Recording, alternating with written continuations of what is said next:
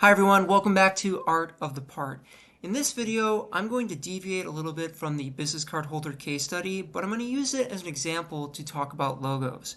So one of the topics in the business card holder case study is to actually engrave this logo here on the back of the part. And logoing and tracing and engraving are difficult topics in industry because there are a lot of quick fixes out there, maybe some auto tracing that's available, but unfortunately, in my opinion, I don't think that it's always going to produce the best looking image. If you want a nice crisp logo, especially if you're engraving with a fine tool, you want to probably trace that out in CAD or in CAM. So that said, I'm going to actually start a new part and import a familiar logo and kind of start from scratch there and talk about some of the basics. So I'm going to minimize this part and start a new part in the background. I already did that, so I have a blank window here ready to go. And what I'm going to do is I'm going to actually start a sketch to actually pull in an image that I got from the internet. So I'll start a sketch here on the front plane. So I'll click on the front plane and I'll hit sketch. And then I'm looking for a icon that says sketch picture. Now it's easy for us because we can look here and we can hit the drop down menu of the search bar and change it to commands. And I can look for a keyword like picture and I can pull it up right away. However, if this is an icon that we're using over and over, especially if we're doing a lot of logos, I can always add that icon to my toolbar here. So I'll right click in the free space and then I'm going to go to customize. And inside customize, I'm going to go to commands. And inside commands, I'm going to look for sketch. And that's actually quite a bit down here. And I'll look for sketch, and I'm going to look for the icon for sketch picture, which is going to be this grayscale mountain with a sun over it. And if I click, hold, and drag, and then drop it here on the toolbar, it's actually going to remember and lock that icon every time that I open up the sketch tab. So I'm going to hit OK. I'm outside of it. Now, anytime that I go, for example, to surfaces or evaluate or features, if I hop back here to sketch, it's always going to be located right there. And I can do that with a handful or any other feature or function inside of SolidWorks by using those same commands. So I'm going to now select sketch picture. And inside sketch picture, it's going to open up some folder that or a folder directory that you were looking in. And for me, I had it looking already into my business card holder case study folder. And I actually have a couple logos here that I was looking at. And I think the one that I thought was most interesting was the Chicago Bulls logo. So I'm going to click on the Chicago Bulls logo that I downloaded from the internet. And I'm going to hit open. And what it's going to do is it's going to actually pull that picture here into SolidWorks. And it's going to actually paste it onto a sketch for me. However, this is a graphic. These are all pixels in here. It's not like a vector-based piece of geometry. I can't actually go and change like the arc of it. And I can scale it if I wanted to, if I need to make it bigger or smaller. I'm actually going to use a scale factor here because I know that this is how it's going to import into MasterCam, and I'm going to change the width of the part, or the width of the image in this case, to 4.55, and I'll have everything else update with it. And if I wanted to, I could actually do like an auto image trace in SolidWorks. However, I'm missing the button here, and I'll show you how to get that button into it. So if I hit the green check mark, I can actually place that image here, and I'm going to now include that auto trace inside of SolidWorks. So the way that we can access the auto trace and kind of turn these pixels into curves or lines or splines is that we need to go to Tools, and inside Tools we're going to look for add-ins. And once we click on add-ins, there's a whole variety of different add-ins that or plugins that we can pull into SolidWorks, but we're going to look for one down here called Auto Trace. So I'm going to click on Auto Trace, and I'm going to make sure that it's starting right now as well as included whenever I start the program. So I'll click these two boxes here for Auto Trace, hit OK. And now when I double click on this image, I now have this arrow to go to next to process this in that auto trace add-in. So I'm going to click on that next, and inside of here I can now select for example, maybe I want to just get some colors that I can pull all the pixels to make them into splines, or I can get the whole area with a box. I'm just going to use this dropper icon, and I'm going to hold down the control key, and I'm just going to select one of these black edges. So it's going to recognize that black edge, and then I'm going to allow it to begin to trace. So it didn't grab too much. I can try to grab another black edge here, begin trace, and that actually picked up a little bit more this time. However, I'm not really satisfied with this, especially when you're dealing with more colors and more contrasting geometry. So a lot of examples that you might see might be a silhouette of something and it's just all black and white. However, I'm seeing a lot of colors here, and it's not going to allow me to actually move the sliders in such a way where these lines are going to get a little bit more crisp. So I think that this is only good for certain use applications, and I would try to avoid this and using this add-in in most cases. So I'm not going to be too satisfied with it, so I'm going to hit X. I'm not going to actually trace it. I'm going to actually leave the sketch as is, and I'm going to move into the next example, which is directly into MasterCam. So I'm going to go over here to MasterCam. I already got a session open, and I'm going to import that same file into a MasterCam file.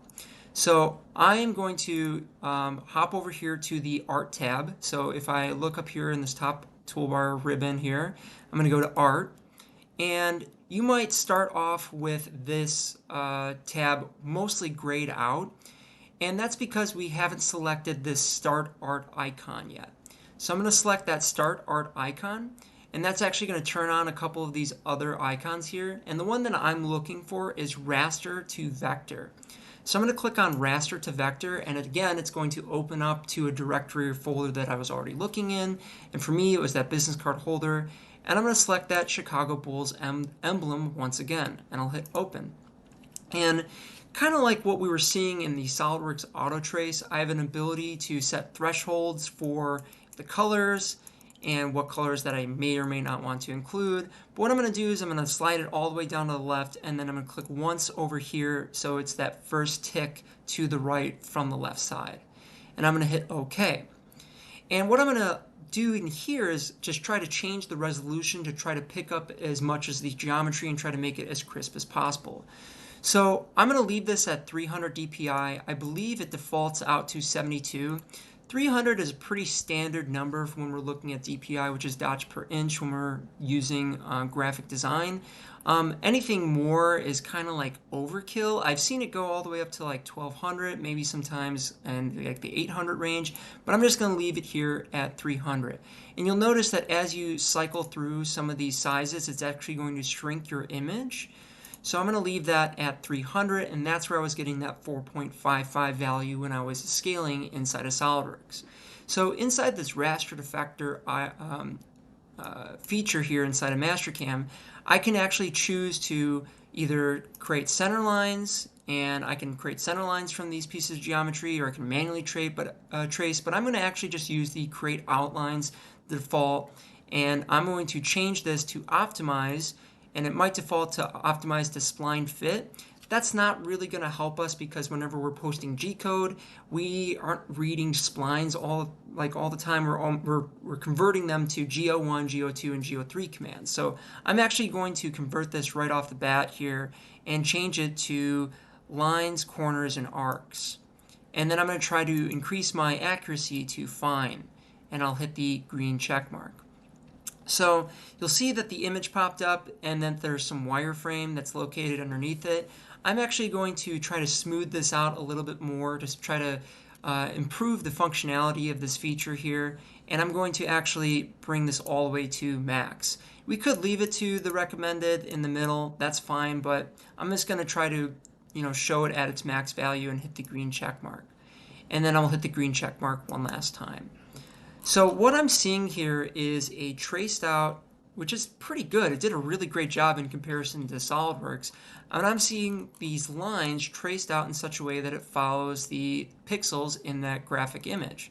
However, there are still some artifacts that I'm not very pleased with. However, like for example, this sharp edge right there, it's bringing it to a point. That should more or less be a curve. Likewise, I'm not seeing like a constant width here in the horn. There's actually going to be some bumps. I'm going to go back to the top here. There's some bumps in the geometry that we're seeing. And whenever we see those bumps, that's actually what's going to be projected with the toolpath. So we're going to see some of those imperfections as this is being cut. Now, if this is a small part, maybe this isn't going to be such an issue. But if we're dealing with bigger parts and we're engraving bigger logos, these are going to be more visible, especially like here where it's like some kind of an arc or a spline going to a straight edge, going to another some kind of arc spline. And none of these things are tangent. And we're going to see those sharp break lines. So I'm going to show that to you really quick and just process this a little bit here in MasterCam. And what I'm going to do is I'm going to hop over here to Solids, Extrude, and I'm going to just rush through this a little quickly. I'm going to select these edges from the wireframe, green check mark, and then I'm going to extrude it down a value of 0.5. So I'm just creating a solid here in MasterCam to project some toolpath to. So I'll hit the green check mark. I'll also create a new machine. I'll do default. And then here in properties, stock setup, I'll do a bounding box. From that, and selection, green check mark, green check mark. And then I'm going to go ahead and do a contour toolpath. So the way that we can actually trace this out here now and engrave it is if I go to contour, and I'll select this outside edge, not that like white outline that was in the image, but I'll select this outside edge. It's going to grab the whole loop. Seems like everything is at least connected and there's no gaps in the geometry, so that's good. We'll hit the OK. And then we'll go down to Tool. I have no tools in my library right now, but I'll go to Select Tool Library, and I'll go to Filter. And if you have all selected, go ahead and select None. And we're going to look for an engraving tool, which is going to be, if I can find it, right here. Fourth row, third one from the left. So that's our engraving tool. We'll hit the green check mark. And then we're just going to look for a 1/4 inch engraving tool. And I'll just select the first 1/4 inch that I see because there's quite a few in that default. So that first 1/4 inch engraving tool, hit the green check mark. I'm not going to put any notes because I'm not really going to post this out or anything. But then I'll go down here to cut parameters, compensation type. This is very important when we're engraving. You do not want to set a computer compensation for it. You actually want to use the center of the toolpath. So select that computer drop down and hit off. We actually want the toolpath to be projecting from the center of the tool. So no cutter compensation should be active. Likewise, lead in and lead out, very helpful when we are doing like outsize contours, so we can kind of lead in with a nice radius. However, that's not going to produce a nice crisp piece of geometry for our engraving operation. So we're actually going to turn off lead in, lead out. And then in linking parameters, I'm just going to absolute, absolute, absolute, absolute. Top of stock is 0. Depth, I'm going to go down a value of 0.005. So I'm going to go 5 thousandths down. And I'm going to hit the green check mark. So you can see my toolpath here. And I'll also show you a bad example with the lead in, lead out on. But I'm just going to do a quick verify here and see what it looks like. Okay, so I see my stock. And then I'm going to hit the play button. And you can see that is projected out. And like I said, it's not bad. It's actually pretty good in most instances, especially if you're doing maybe like a smaller logo and it's on a smaller part. You're not going to see all those little imperfections. However, the deeper that I go, I'm going to go a little bit deeper, you might start to see some of this geometry. So I'm going to go down to 10 thousandths. So that's a little bit deeper. That's or double the depth there. And again, we're not really seeing anything terrible, but you know, you're going to start to see those like straight to maybe not tangent edges there. All right, and I'll show you a bad example here with the lead in, lead out. So if I turn the lead in, lead out on, you're actually going to see the part, or sorry, the tool gouge the part. So it's going to gouge in and out right there. All right. So I would say in most cases this might be good enough, but if you are trying to get that really crisp, nice and fine geometry, I'm actually going to spend a little bit more time in SolidWorks and trace this out. So I'm going to minimize outside of MasterCam here really quick. And I'm going to come back to that SolidWorks file that I was working on earlier. And inside the SolidWorks file, I can actually double click on this image that I imported, and I can always come back in here and rescale it or change some of the transparency. And I'm actually going to make this a little bit lighter so I can see some of my sketch lines. So I'm going to go transparency, full image, and I'm just going to maybe go to, 50%. If I can get it, 60%, that's fine, doesn't really matter. Hit the green check mark. And this is what I would consider more of the advanced side of logo tracing because you're doing this all by hand. So once you set up a image inside of a sketch, we're actually going to create a new sketch to create our geometry. So I'm going to select the front plane once again, and then I'm going to zoom into my logo here, and I'm going to start using some line geometry. So I'm going to hit the drop down arrow or the drop down menu of the line tool. I'm going to find center line, and I'm going to try to center this logo with the center line. So I'm going to make a vertical line, and then I'm going to position it somewhere on that center crease of the forehead. It's not going to be perfect because I'm sure this logo is drawn out by hand, and it's not going to be perfectly symmetrical, but I'm going to try to do my best here. And then I'll continue to trace out this black outline rather than that white outline. And I'm not going to spend the whole time, tracing everything out. I'm just going to do this outline and then export it, just kind of show you the example there. And what I'm going to start off by doing is fixing this line so it can't move. So I'm going to select this center line here, and I'm going to fix it with the relations over on the left hand side in the properties bar, and then I'm going to start tracing it out. And the first thing that I'm going to do is I'm actually going to try to bring this to the top of that edge there and then draw another center line like this, so I can create tangency from one side to the other because I'll end up mirroring this over.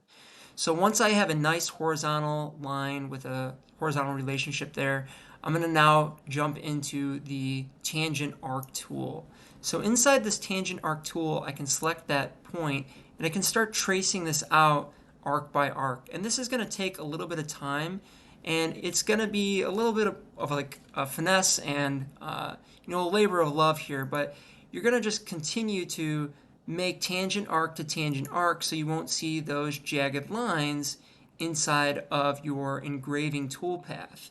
And I'm just going to trace this out in an undetermined amount of arcs here. And what I'm doing is I'm just trying to go to a point where the arc looks most tangent with the pixels underneath it.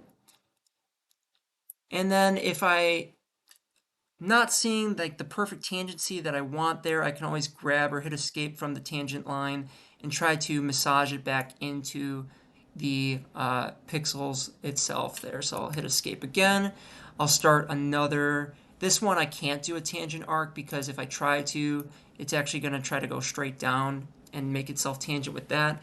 However, I do want that point to show up, so I want to now use a 3-point arc. I'll go there, and then I'll just drop another point somewhere along that edge. And then again, you're just kind of doing this by eye. Nothing's going to be super perfect here, but neither are those auto trace options that we were seeing earlier as well. So I'm going to transition back here into the tangent arc, and then I'm going to continue to make all of these tangent, making sure that I'm not accidentally like linking myself to another piece of geometry above. This one's giving me some problems, so I'm going to hit escape and restart that tangent arc once again. All right. And like I said, there's no real rhyme or reason to how many arcs there are going to be. It's just whatever's going to look the best. And then once again, I'll have to use a 3-point arc here so it doesn't run tangent into that top one. So I'll kind of make this one whole arc as itself. Like kind of pull this point down a little bit. Kind of split the difference. And then I'll do another 3-point arc here. Like that, and then we'll grab another tangent arc. So it's just a bunch of jumping back and forth into the tangent and 3-point arcs, escaping out of one and starting a new one. So here I'll have to do another 3-point arc. I'll probably go all the way down there, and I'll just try to, I'm lining it up by eye, hit escape, And I might have to pull this back a little bit so that there's like a radius there. So I'll grab the tangent arc once again, and I'll kind of start to go down this way. And this is another good example where I can just grab and click and hold and drag this arc so that it's more in line with the pixels that are underneath it. And another great example of why, pixels are the way that they are. You're going to see some transitioning pixels from black to white, some of those gray pixels in there. What we're drawing is true vector geometry. It's defined or dimensioned by actual values here. And whenever we zoom out or zoom in, we're not going to actually see those pixels increase. Those lines are going to be crisp no matter what. Okay, and then we're going to use that 3-point arc once again. Kind of see how much of this we can grab. Maybe I went a little bit too far down on that one. And then I'll realign that like so. Tangent arc to there. This is going to be an arc like so. And then we'll eventually end out over here somewhere. But one thing that I want to do to make sure that I'm not, when I mirror this over, is that I don't have like a point or a valley when it gets mirrored. So what I'll end up doing is I'm going to delete this last arc, and I'm going to draw another center line across the bottom here so that I can make that tangent, and then I'll end up connecting it here with the other side. So that looks good. And I might have to fix one of these lines as well so that it doesn't move when I make a tangent. So I'm going to fix that one right there. And I'll just make this and that. And then there's no point of tangency here, so I'm going to have to force that. So I'll hold down the control key and I'll select both of those arcs, and then I'll hit tangent, and you'll see this moved a little bit, which is fine. Just move it into place like so. And I think that's a pretty crisp outline of the logo itself. So what we'll do is we'll just mirror it over now because it is somewhat of a symmetrical logo. So I'll select all of these pieces of geometry. Inside the Sketch tab, I'll select Mirror Entities, and then I'll mirror that about the center line there. Oops. Mirror about the center line. You can see that it's pretty close. And I'll hit the green check mark. All right. If I wanted to, I could go ahead and just continue to trace that out if I wanted it to be exactly perfect. However, I'm pretty satisfied with this trace and then just mirroring it over. So I'm going to hit, I'm actually going to do a quick outline so that I can extrude that into MasterCam, but I'm actually going to export this as a DXF and then pull it into MasterCam itself. So whenever I'm done with a logo, I'll hit Exit Sketch, and then the sketch that's underneath it, the one that we imported with the graphic, I'll actually hide that. And then I'll see that underneath. So what I'll do, again, I'll just File, Save As, and I'm going to just export this out as a DXF so that I can pull it into MasterCam pretty quickly. I'll save it as a Bulls outline, save, yes. And then it's going to ask me for the current view. I'll hit the green check mark, and then I'll save it. Okay, so now I'm going to hop back over here to MasterCam, and I'll start a new file. So I'll do new. I might as well save this. I'll name this like a Bulls MasterCam trace. And then I'll start a new file and we can kind of compare those two. So I'll File, Open, and then I'll grab the Bulls outline. But if I'm looking for that, I'll go to my business card holder and I can change this from MasterCam files to all files, get that Bulls outline, open that up, and that'll open up like that. Okay. Now I'll do the same thing that I did in the MasterCam portion of the image trace. I'm just going to go hop over here to Solids, Extrude. I'm going to grab these lines, hit the green check mark, and then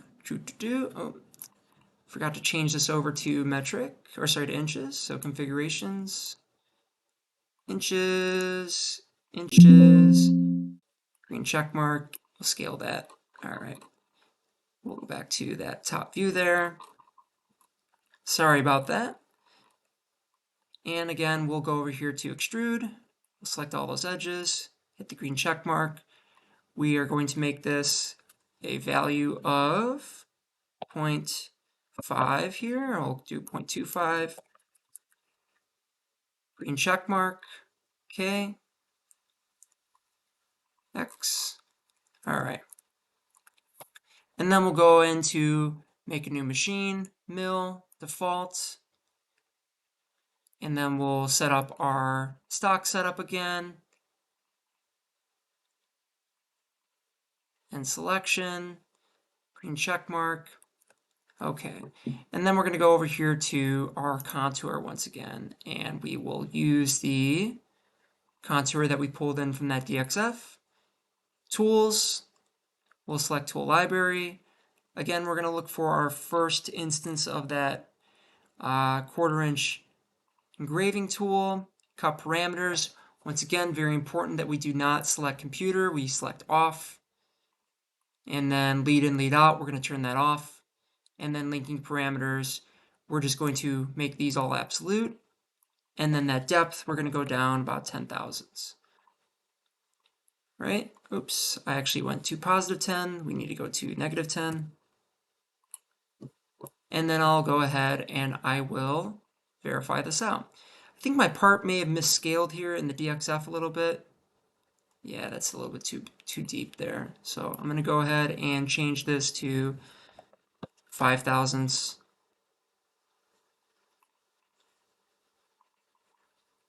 -5 thousandths. I might have to actually go to like -1. Okay, I'll verify that out once again. And it's not much different than what we saw in the MasterCam file when we were doing the auto trace in the raster to vector. However, I know for a fact now that I have nice crisp geometry that is all tangent to itself. So take that as you will. Whenever I'm doing like professional tracing for logos, whether it's going on some kind of like center cap or something like that, I will always, always, always default to tracing this out by hand. I spend the extra time to make sure that all those lines are crisp because I know that's kind of what the customer wants to see. So again, take each one of those examples as you will, and I will continue on with these exercises in the next video, and we'll start to look at more of the MasterCam side of things and programming that business card holder. So thanks for watching, and we'll see you in the next one.